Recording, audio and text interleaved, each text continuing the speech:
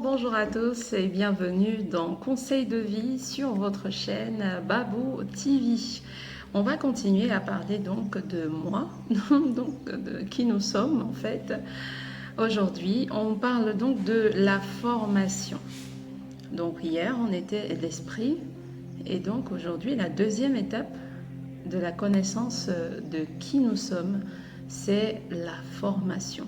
Un homme s'attache à une femme, c'est par là que ça commence. Et selon les périodes, donc ils peuvent produire un autre homme ou une autre femme. C'est une sorte d'addition et de multiplication, mais c'est la seule loi mathématique universelle qui a défié toutes les autres théories mathématiciennes où 1 plus 1 égale à 1. Généralement, quand on additionne 1 et 1, ça donne 2. Et donc, la première défiance de la formation de l'être humain envers la science, c'est ce calcul mathématique où 1 plus 1 n'est pas égal à 2, mais plutôt égal à 1. Parce que même dans le cas des jumeaux ou des triplés, c'est une seule et même grossesse. Donc, c'est l'expérience la plus chimique indémontable également. Ou alors l'expérience chimique la plus indémontable également. Parce que papa est noir, maman est noire, l'enfant peut sortir albinos. Je sais, vous direz, ok, les scientifiques, ils ont une explication. Effectivement, les scientifiques ont toujours tenté de trouver des explications logiques. Ils vous parleront par exemple des gènes, ils vous parleront des chromosomes, ils vous diront, voilà, le sang a fait quoi, je ne sais pas trop, héréditaire et tout le reste. Mais la recherche continue de se poursuivre. On n'a jamais arrêté de chercher sur l'être humain la quête d'explication sur l'être humain, sur la santé, sur ce qui... Voilà, la recherche continue toujours sur comment l'être humain interagit ou alors comment ça se passe à l'intérieur de lui. Justement, ne parlant que de la chair. Les recherches continuent. Ça veut dire que tout n'a pas encore été maîtrisé. Et je doute fort que tout soit maîtrisé parce qu'il y a des choses qui n'ont pas d'explication.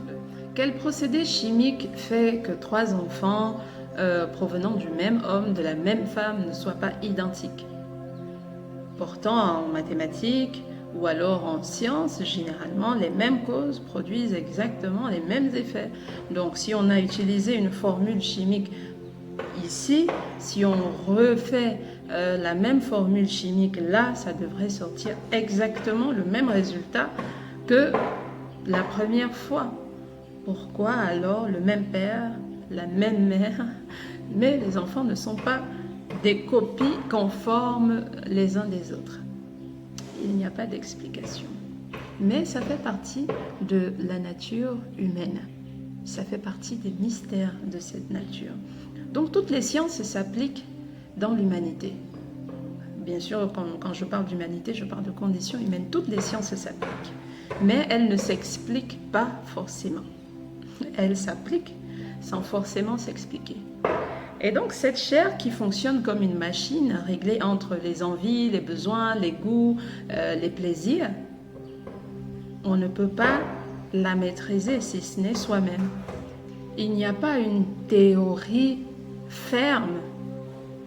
Ce n'est pas une science exacte. C'est pour cela qu'on ne peut pas tout expliquer parce que ça se gère au cas par cas.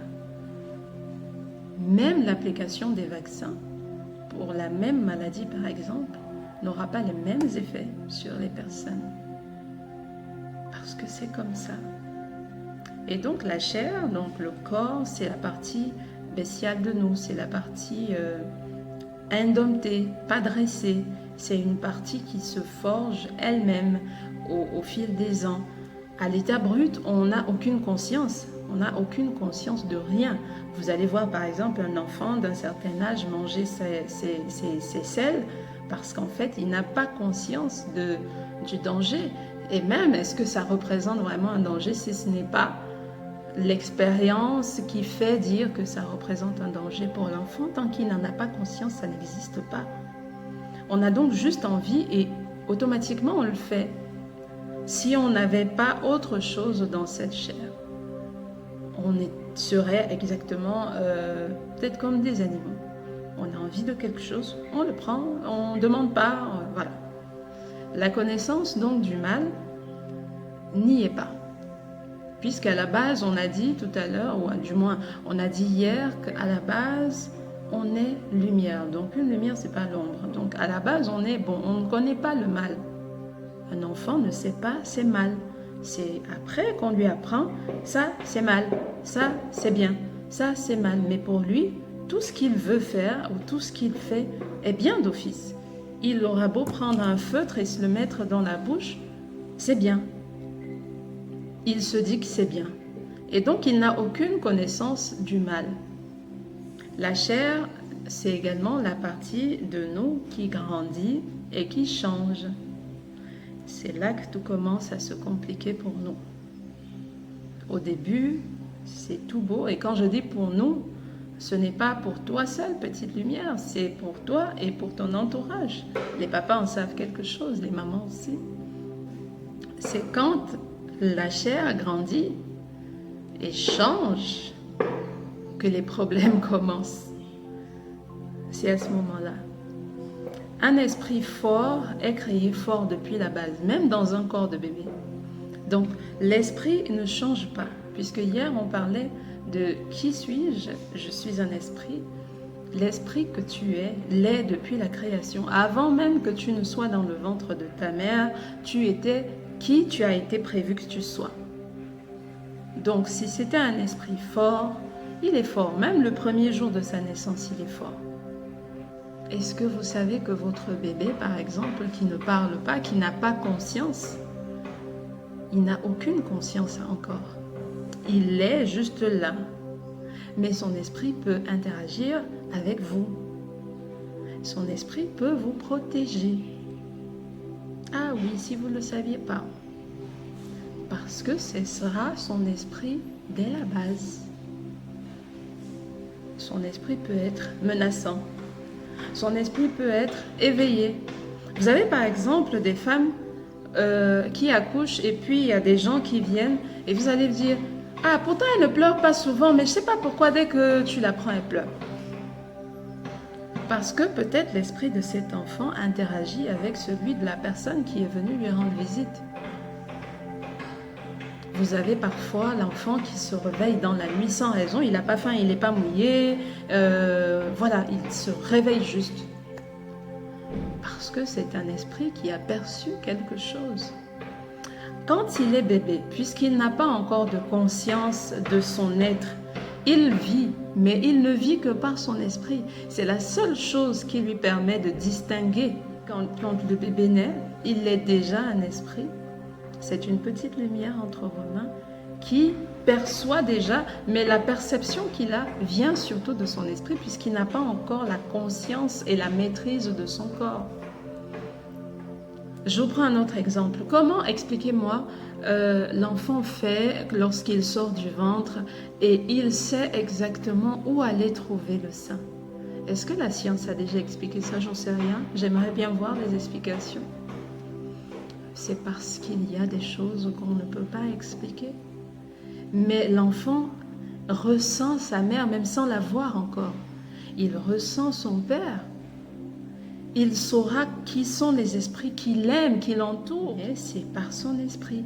Il perçoit les choses, il perçoit les émotions.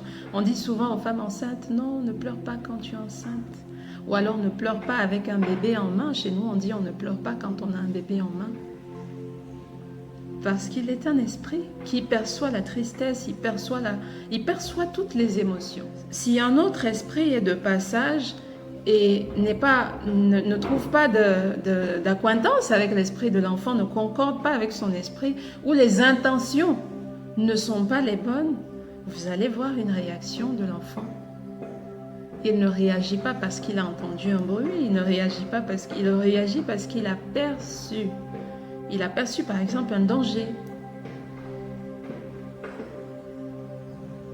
En Afrique, quand on a un nouveau-né, on sait qu'on le oint par exemple avec l'huile de palmiste. L'huile de palmiste noire, je précise. D'autres mamans utilisent l'huile de boa. D'autres utilisent des herbes par exemple qu'on met dans l'huile de l'enfant. Même le bain de l'enfant. On attache les reins ou alors le poignet de l'enfant avec une corde noire. Certains diront c'est du fétichisme. Certains diront oui, Dieu protège les enfants. Mais Dieu t'a donné mission de protéger cette petite lumière. Dieu a donné mission à tes parents de te protéger. Et Dieu avait donné à tes parents des parents. Et donc, ils protègent à la façon dont ils ont été aussi protégés. Et on fait cela en remontant. Alors pourquoi, si ma grand-mère a protégé ma mère avec une corde noire autour du poignet ou autour des reins, je ne ferai pas pareil? Je l'ai dit, la vérité ne l'est que pour celui qui y croit. Et donc, votre vérité n'est vraie pour vous que parce que vous y croyez.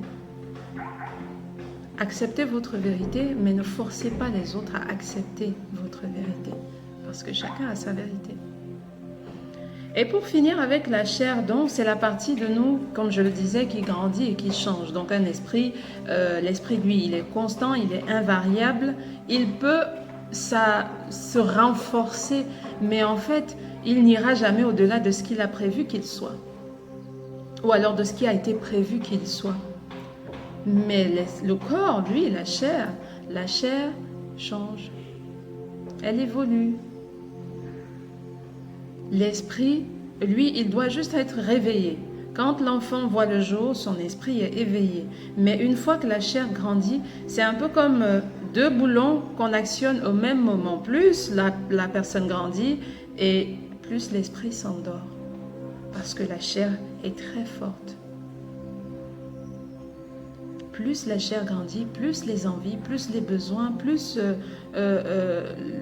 les choses voulues évoluent et varient. La chair est influencée par le temps.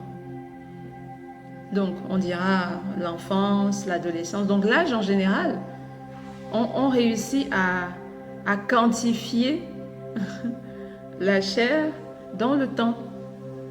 Personne ne sait quel âge ton esprit a. Toi, petite lumière, tu ne sais pas quel est l'âge de ton esprit, mais ta chair, si. Tu sais que le jour de ton anniversaire, tu célèbres tes. Donc, la chair est quantifiable dans le temps. Elle est limitée dans le temps, mais pas l'esprit. Donc, il y a des éléments de repère de temps qui disent que la chair est, voilà, même de l'acte de naissance des personnes très âgées, on dira on va toujours essayer de délimiter dans le temps. Mais l'esprit, on ne peut pas savoir jusqu'où il remonte.